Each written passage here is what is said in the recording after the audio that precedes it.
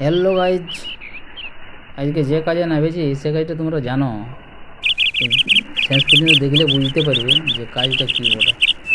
দেখো নাকি এবার আসরে নামে যাচ্ছি। অষ্টমী থাকতেই এই কাজটা করতে হয়।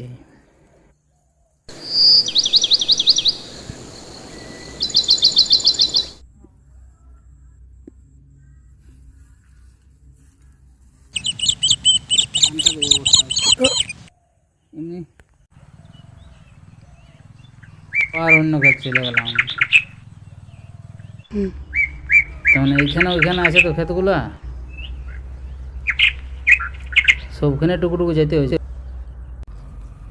তোমরা জায়গা লেনো নাই, একটুকু জানাবে।